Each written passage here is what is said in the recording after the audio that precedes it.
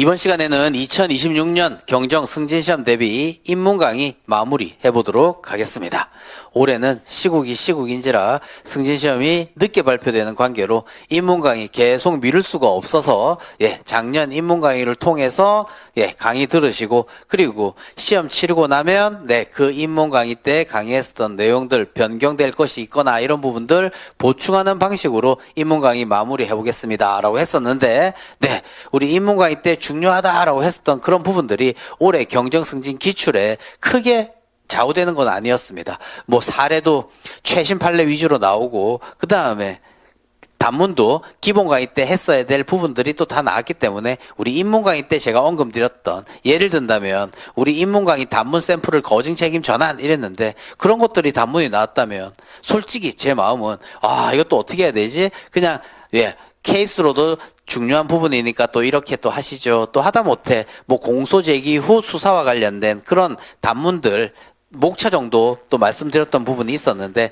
그런 인문 강의 때 강조했던 그런 부분들이 오히려 이번 시험에는 나오지 않고 단문도 그냥 사진의 증거 능력 이것도 늘 꼽히는 부분이었는데 인문 강의 때는 언급이 없었습니다. 그 다음에 우리 간이 공판 절차 이 정도 또 단문 정리하긴 했는데 그건 또 여전히 안 나오고 오히려 조금 덜 중요했었던 약식 절차 이런 부분이 또 나왔습니다. 그래서 작년에 했었던 인문 강의 그대로 내년에도 여전히 중요하다라고 또 생각하시면 되겠습니다. 그래서 강의하는 저로서는 시험이 이렇게 늦어진 마당에 기본 강의도 빨리 진행되어야 될 이 순간 인문 강의 어떻게 하나라는 걱정이 있었는데 인문 강의 때 두 문자 정리했었던 그런 부분들을 여전히 유효하게 정리하시면 되겠습니다. 특히 올해는 최신 판례들 이런 부분들이 또 많이 나왔는데 나중에 온라인 모의고사 그다음 현장 모의고사를 통해서 또 올해도 똑같죠.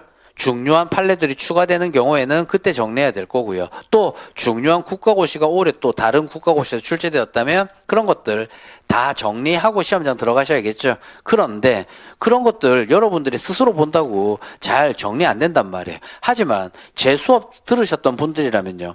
두 문자가 그냥 두 문자가 아닙니다. 우리 사례 단문 같이 때려잡자라고 한 거고 또 순간적인 많은 내용들을 나중에는 두 문자 우리가 원리 원칙들을 어떤 저의 방식대로 두 문자 외우셨다면요. 나중에 판례 설명 또 하다못해 최신 국가고시 설명 이런 것들도요.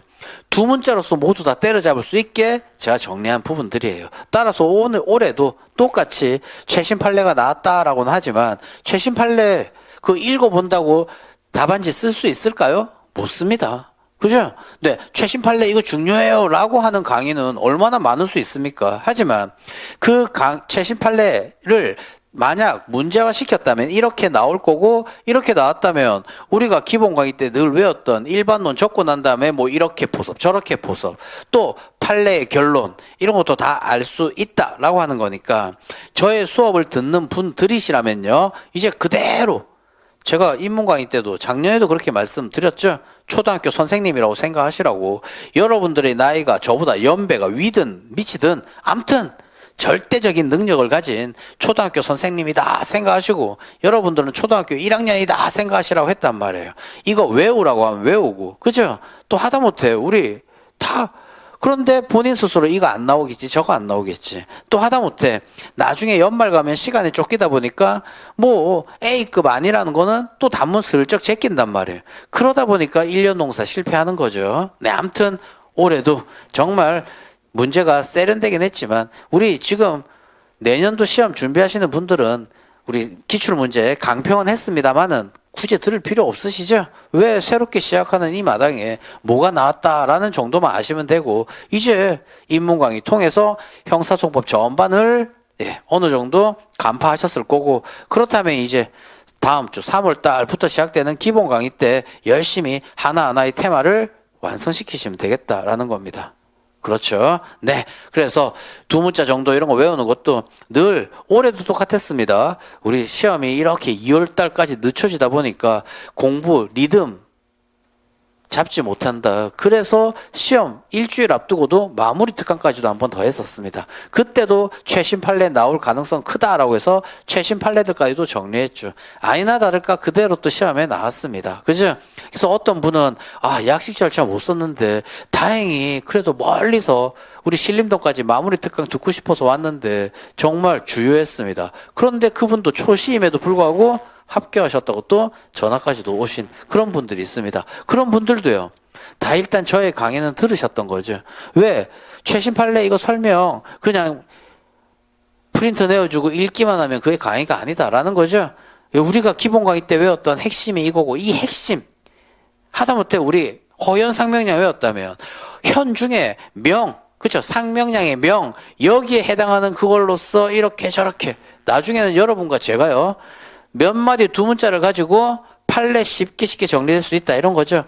연말에 그러기 위해서는 기본 강의 잘 들으셔야 된다라는 겁니다. 아무튼 잔소리 작년 인문 강의를 통해서 여러 번 또 반복해서 했겠지만 올해 또 그 인문 강의 마무리하는 단계에서요. 또다시 한번 잔소리 더 덧붙였습니다. 여튼 제가 이제 이번 강의 옆에 첨부되어 있는 프린트 출력하셨다면 그것이 저번 주에 치러진 경정승진 기출문제입니다.